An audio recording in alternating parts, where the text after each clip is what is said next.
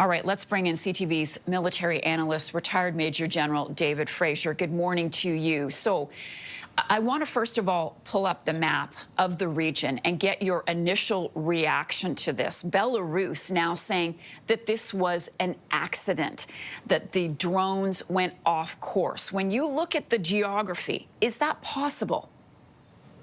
Well, if it's possible, the Belarusians are really bad at managing drones, because Ukraine is due south, and that they would have to go somewhere else. And 19 drones isn't just one or two I would understand, but not 19. This really does almost look like a test to see what the reaction will be by the West to Putin.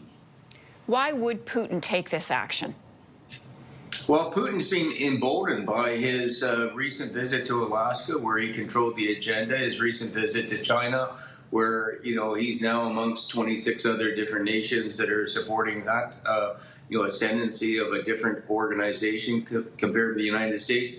And as the United States gets more isolated, Trump becomes weakened with all these people. So this is could be a test, but if it's a mistake, it's a colossal one.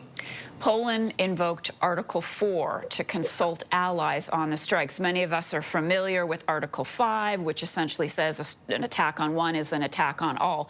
But Article 4 means that there's going to be an emergency meeting to discuss this. What are NATO's obligations at this time? Well, it's an escalation. It's a political escalation where this is now the members are mandated to have a conversation about this. So it sends a strong message back to Putin that this is serious. And Poland will be asking for an awful lot. I think, we've heard from the Secretary General, but the other nations are going to have to try and find something to put their thumb down on Putin and get Trump to become a lot more aggressive to Russia. What that's going to be, we'll have to wait and see. We haven't yet heard from President Trump this morning or the White House. We are expecting, of course, to hear something. What do you think it will be, and what does this mean for that threat of sanctions that Trump has waved out there but hasn't followed through on?